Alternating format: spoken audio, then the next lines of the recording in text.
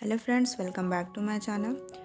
Story start करने से पहले आप सभी को बता दूं, ये पार्ट इस एफएफ का लास्ट पार्ट होने वाला है। तो स्टोरी स्टार्ट करने से पहले आप लोग से रिक्वेस्ट है, अगर आपने अभी तक इस चैनल को सब्सक्राइब नहीं किया तो प्लीज़ चैनल को सब्सक्राइब कर लीजिएगा, वीडियो को लाइक और कॉमेंट भी कर दीजिएगा। चलिए अब स्टोरी की तरफ बढ़ते हैं। पिछले पार्ट में हमने देखा था, जब वांगजी मॉर्निंग में उठता है तब तक विंग वांगजी को छोड़कर जा चुका था और ये जानकर वांगजी वेंग की बॉडी को पकड़कर खूब रोता है। अब हमें वेंग को दिखाया जाता है। वेंग को पहले की तरह ड्रीम्स आ रहे थे। उसे ऐसा लग रहा था कि वो अब अपनी पुरानी बॉडी में और उस प्लेस के चारों तरफ की वॉल पूरी तरह से गोल गोल घूम रही है। और कुछ देर बाद ही वेंग की नींद खुल जाती है। जैसे ही वो उठता है, वेंग सबसे पहले वांगजी को ढूंढने की कोशिश करता है, जो उसे कहीं भी नहीं मिलता। वेंग जब चारों तरफ अपनी नज़र दौड़ाता है तब उसे वही अपना पुराना कमरा नज़र आता है जहाँ वो पहले रहा करता था। और ये देखकर विंग पैनिक होने लगता है। विंग रोते हुए इधर उधर भागने लगता है और कुछ ढूंढने लगता है, जैसे ही कोई डोर, कोई रोड जो उसे लंजा तक पहुंचा सके। बट विंग को ऐसा कुछ भी नहीं मिलता और ये देखकर विंग जहाँ खड़ा था वहीं बैठ जाता है और वांगजी का नाम लेकर रोने लगता है। जब विंग फुट फुट कर रो रहा था तभी डोरबेल बजती है। विंग कैसे भी खुद को संभालता और डोर की तरफ चला जाता है। विंग जैसे ही दरवाज़ा खोलता है तो उसे सामने जंगछा खड़ा मिलता है, जो उससे मिलने आया हुआ था। जंगछा जब विंग को देखता है तब उसे साफ पता चल जाता है कि विंग थोड़ी देर पहले रो रहा था। और जैसे ही जंगछा उससे इसके बारे में पूछने वाला था, विंग तुरंत जंगछा को लिपट जाता है और उसके शोल्डर पर रोने लगता है। जंगछा उसे चुप कराते हुए कहता है, बेवशान, क्या हुआ, तुम इस तरह से क्यों रो रहे? बट विंग कुछ भी नहीं कहता, बस जंगछा को हक करके रोए जा रहा था। तब जंगछा विंग को अंदर हॉल में लेकर आता है, उसे सोफे पर बैठने को कहता है। तब जंगछा एक बार फिर उससे इस बारे में पूछता है, बट विंग चुप होने का नाम ही नहीं ले रहा था। तब जंगछा उसे वाटर ऑफर करता है और जब विंग पानी पी लेता है तब जंगछा फिर उससे रोने का कारण पूछता है। विंग जैसे ही जंगछा को सब कुछ बताने वाला था तभी विंग रुक जाता है और विंग सोचने लगता है, अगर उसने जंगछा को सारी बातें बता दी तो क्या जंगछा उसकी बात पर बिलीव करेगा? जंगछा उसे पागल नहीं कहेगा जो वो उसे बताएगा कि वो लंजा से मिला एक स्टोरी कैरेक्टर से। और यह सब सोचकर विंग जंगछा से झूठ कह देता है कि वह अपने पेरेंट्स को मिस कर रहा है। और ये सुनकर जंगछा गुस्से में विंग से कहता है, बेवशान, तुम मजाक कर रहे हो, तुम इतनी बुरी तरह से रो रहे थे, वो भी सिर्फ इसलिए कि तुम अपने पेरेंट्स को मिस कर रहे थे। तब विंग जंगछा को यकीन दिलाते हुए कहता है, मैं सच कह रहा हूँ, मैं बस अपने पेरेंट्स को मिस कर रहा था और तुम्हें और सीजीए को भी। विंग की बात सुनकर जंगछा और भी ज़्यादा एंग्री फील करने लगता है। जंगछा अपनी एंग्री वॉइस में विंग से कहता है, मैं वीकेंड से ही पहले तो तुमसे मिला था और मैंने उस दिन तुमसे पूछा भी था कि तुम वीकेंड्स पर होम टाउन जाना चाहोगे अपने अपने पेरेंट्स से मिलने, और वो तुम थे जिसने मना कर दिया था क्योंकि तुम्हारा प्लान था वेनिंग और वेंचिंग के घर जाने का। विंग और जंगछा दोनों एक ही ऑफिस में वर्क करते थे और उनका होम टाउन भी एक ही था। जंगछा का अपार्टमेंट भी विंग के अपार्टमेंट के पास ही था। विंग जब चाहे तब जंगछा से मिलने जा सकता था। बट विंग को ये सोचने वाली बात लग रही थी कि विंग 11 महीनों से लंजा के साथ था, तब भी जंगछा ने उससे एक बार भी नहीं पूछा कि इतने टाइम तक विंग कहाँ था। पर उसका उल्टा जंगछा की बातों से ऐसा लग रहा था कि ये कल की ही बात हो। और ये सोचकर विंग तुरंत अपना फ़ोन में कैलेंडर चेक करने लगता है और विंग जो देखता है उससे उसके होश ही उड़ गए थे। विंग उसी समय में आ चुका था जिस दिन विंग को सपना आया था, जिसके बाद विंग वांगजी के पास पहुंच गया था। विंग को इस तरह शौक में देखकर जंगछा विंग से कहता है, क्या हुआ, तुम इतने शौक में क्यों देख रहे हो, ऐसा क्या तुमने फ़ोन में देख लिया? तब विंग बात को घुमाते हुए कहता है, 8 बज चुके हैं, हमें ऑफिस के लिए चलना चाहिए। और ये कहकर विंग तुरंत वहाँ से उठकर रेडी होने के लिए चला जाता है। उस दिन दोनों टाइम पर ऑफिस पहुँच चुके थे, बट उस पूरे दिन विंग का ऑफिस में मन नहीं लगता। विंग बस कैसे भी करके वांगजी के पास जाना चाहता था, उसे हक करना चाहता था, बट विंग को मालूम नहीं था कैसे। विंग उस पूरे दिन रोना चाहता था पर उसे खुद पर कंट्रोल करना पड़ रहा था। ऑफिस के बाद विंग जैसे ही अपने घर जाता है, विंग फिर से फुट फुट कर रोने लगता है। विंग रोते हुए कहता है, लंजा, प्लीज़ मुझे वापस बुला लो, मैं तुम्हें बहुत मिस कर रहा हूँ। और इस तरह वेंग वो पूरी रात रोते हुए बिता देता है। उस दिन के बाद से वेंग काफ़ी शांत और वीक सा हो गया था। वेंग ना तो अच्छे से खाना खाता और ना ही पहले की तरह लोगों से मजाक किया करता, और इस बात को लेकर वेंग के आसपास के लोग उसके लिए काफ़ी वरीड रहने लगे थे। जंगछा और वेंचिंग ने उससे कई बार बात करने की भी कोशिश की थी, बट वेंग उन दोनों से ज़्यादा कुछ नहीं कहता। बस वेंग हमेशा बहाना लगा देता था कि उसे बस कुछ अच्छा नहीं लग रहा। वेंग को मॉडर्न वर्ल्ड में आए काफ़ी मंथ हो चुके थे, बट वेंग अभी तक लंजा को नहीं भूल पाया था। वेंग हर दिन हर रात उसे मिस किया करता। वेंग वांगजी को खोकर बस टूट ही चुका था। उसे वांगजी चाहिए था किसी भी हाल में, और वेंग ये सब सोच सोच कर अपनी हालत और भी ज़्यादा ख़राब कर लेता है। वेंग को इस तरह देखकर वननिंग, वेंचिंग और जंगछा उसकी हेल्प करने की सोचते। हालांकि वेंग ने अभी तक उन्हें कुछ भी नहीं बताया था, पर तीनों ने ठान लिया था कि वो अब पुराने वाले वेंग को वापस ला कर रहेंगे। अब तीनों अपना ज़्यादा से ज़्यादा समय वेंग के साथ ही बिताया करते, उसे उसी तरह परेशान किया करते जैसे वेंग उन्हें परेशान किया करता था। और वेंग को भी ये साफ पता चल रहा था कि उसका भाई और उसके फ्रेंड कितनी मेहनत कर रहे हैं ताकि उसे पहले वाला वेंग बना सके। और वेंग भी ठान लेता है कि वो अब पहले वाला वेंग बनकर रहेगा, और वेंग खुद पर काम करना शुरू कर देता है। अब वेंग खुद पर ध्यान देने लगा था, अपने वर्क पर ध्यान देने लगा था, और कुछ ही दिन में वेंग वापस से ठीक हो जाता है। और ये देखकर जंगछा, वेनिंग, वेंचिंग काफ़ी खुश होते और कि उनकी मेहनत रंग लाई। भले ही पहले वाला वेंग वापस तो आ चुका था, बट वेंग आज भी वांगजी को उतना ही मिस कर रहा था जितना कि वो पहले किया करता था। और अब इस तरह कुछ और समय बीत जाते। वेंग अपना सारा समय अपने ऑफिस में और अपने फ्रेंड्स के साथ ही बिताया करता था, और जब भी वेंग को टाइम मिलता वेंग अपने होम टाउन चला जाता अपने पेरेंट्स से मिलने। समय तो बीत रहा था, बट वेंग का पेन अभी भी कम नहीं होता। वेंग अभी भी काफ़ी हार्ट ब्रोकन था।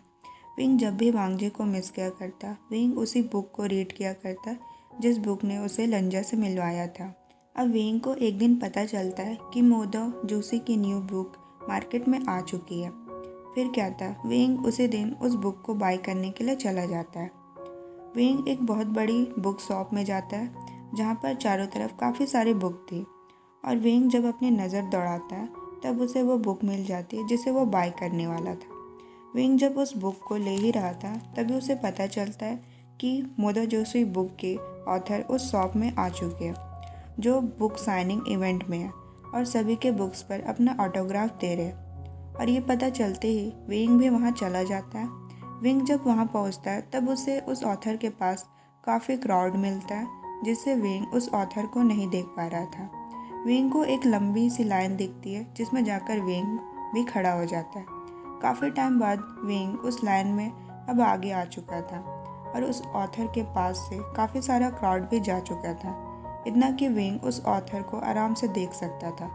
और वेंग जब उस ऑथर को देखता है तब उसकी आंखें खुली की खुली रह जाती है। वेंग अब पूरी तरह से शॉक में था। उसने जो देखा था उसे अपनी आंखों में बिलीव नहीं हो रहा था। वेंग इससे पहले खुद को संभाल पाता, वेंग उस लाइन में आगे आ जाता है। वेंग खुद को संभालते हुए अपने बुक को आगे करता और एक काम वॉइस में कहता है, लंजा। और ये नाम सुनकर ऑथर तुरंत वेंग की तरफ देखता है। वेंग को भी एक वॉइस सुना देती है जो उसे वेंग कहकर बुलाती है। ये वॉइस किसी और की नहीं, उसी ऑथर की थी, और ये ऑथर कोई और नहीं, वांगजी था। दोनों एक दूसरों की आंखों में देख ही रहे थे, तभी एक पर्सन आकर वांगजी के कान में कुछ कहती है और कहकर वहाँ से चली जाती है। उस पर्सन के जाने के बाद दोनों की नज़रें एक बार फिर एक दूसरे से मिलती है, जिसके बाद वेंग पहले अपनी नज़र हटा लेता है। वेंग को समझ में नहीं आता कि वेंग वांगजी से क्या कहे। क्या वांगजी को सब कुछ याद होगा उसकी पुरानी लाइफ के बारे में? वेंग जब ये सोच ही रहा था तब तक वांगजी बुक को साइन कर चुका था। वेंग जैसे उस बुक को लेता है, वांगजी कहता है, वेंग, क्या हम इस इवेंट के बाद मिल सकते हैं?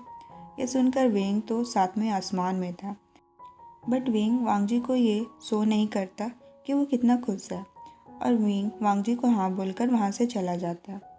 वेंग जब साइड में आता है तब वेंग उस बुक को खोलकर देखता है। वांगजी ने उस बुक में अपने साइन की जगह अपना फ़ोन नंबर लिख दिया था। वेंग ये देखकर काफ़ी खुश था, वांग जी जब इवेंट ख़त्म करके विंग को ढूंढ ही रहा था, तभी उसे एक अननोन नंबर से फ़ोन आता है। वांग जी अपना फ़ोन रिसीव करता है, जिससे विंग की वॉइस सुनाई देती है। विंग कहता है, लंजा, अपनी दूसरी साइड देखो। वांग जी जब अपनी दूसरी साइड देखता है, तब उसे विंग दिख जाता है, जो अपना हैंड वांग जी की तरफ रेस कर रहा था। वांग जी विंग के पास चला जाता है। जब दोनों मिलते हैं तो दोनों काफ़ी शाय फील कर रहे थे। वांग जी पहले कहता है, विंग, क्या हम डिनर के लिए चल सकते हैं? विंग वांग जी को हाँ कर देता है, जिसके बाद दोनों डिनर के लिए चले जाते हैं। वांग जी और विंग ने जिस तरह एक दूसरे का नाम लिया था, उन दोनों को इससे साफ पता चल गया था कि दोनों को ही सारी बातें याद है। डिनर के लिए वांग जी विंग को काफ़ी बड़े रेस्टोरेंट लेकर आता है। जब दोनों डिनर कर रहे थे, तब विंग वांग जी को ही देखे जा रहा था। विंग को इतना तो पता था कि वांग जी उसे जानता है, बट कैसे, और वांग जी की ये लाइफ कैसी है, उसे इस बारे में सब कुछ जानना था।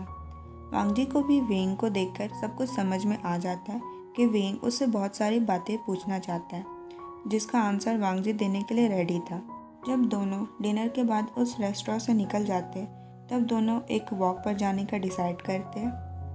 जब दोनों साथ चल रहे थे, तभी वांग जी विंग से कहता है, विंग, तुम्हें जो पूछना है तुम पूछ सकते हो।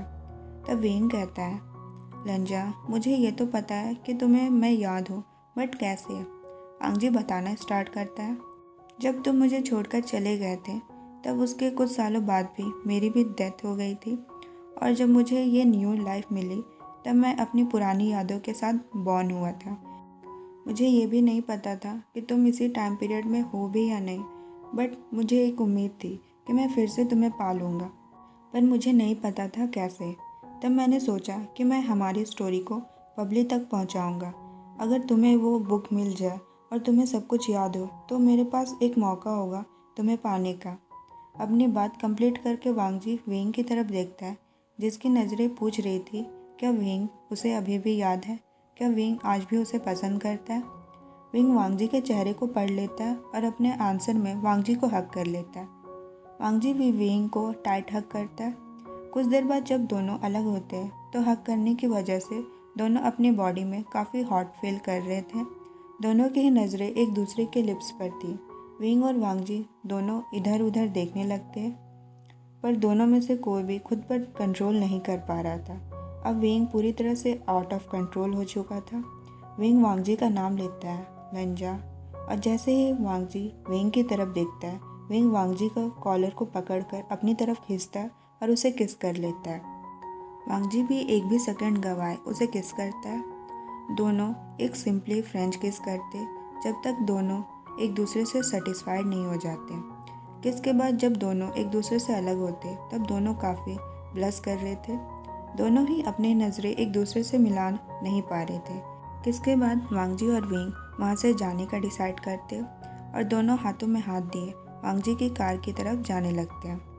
वांग जी और विंग अब कार में थे, पर दोनों में से किसी को भी घर जाने का मन नहीं था। दोनों एक दूसरे के साथ अभी और टाइम स्पेंड करना चाहते थे, बट उन्हें समझ में नहीं आता कि कैसे वो इस बारे में बात करें। और तभी विंग वांग जी से कह ही देता है, लंजा, मुझे अभी घर नहीं जाना, क्या हम बीच के पास जा सकते हैं? जिसके तुरंत बाद वांग जी अपनी कार बीच की तरफ मुड़ा लेता है। बीच के साइड में वांग जी अपनी कार खड़ी करता है और दोनों कार के बाहर खड़े हो जाते हैं। वांग जी और विंग दोनों बीच के पास आकर भी एक दूसरे को ही देखे जा रहे थे। वांग जी और विंग दोनों को ही पता था कि दोनों अभी क्या फील कर रहे हैं। वांग जी तुरंत विंग को कार की तरफ प्रेस करता है और उसे एक बार फिर किस कर लेता है, और इस किस के बाद दोनों ही काफ़ी हॉर्नी हो चुके थे। विंग वांग जी से कहता है, लंजा, क्या हम तुम्हारे घर चल सकते हैं? वांग जी तुरंत विंग को हाँ कर देता है, जिसके बाद दोनों कार में अंदर आ जाते हैं। और जैसे ही दोनों कार में बैठते हैं, उन्हें समझ में आ जाता है कि उनके आसपास कोई नहीं है, जिसके तुरंत बाद दोनों कार में ही इंटीमेट होने लगते हैं। और इसी के साथ हमारा ये FF ख़त्म होता है। अगर आपको ये FF पसंद आया तो प्लीज़ चैनल को सब्सक्राइब कर दीजिएगा, वीडियो को लाइक और कमेंट भी कर दीजिएगा। Thanks for watching, bye bye.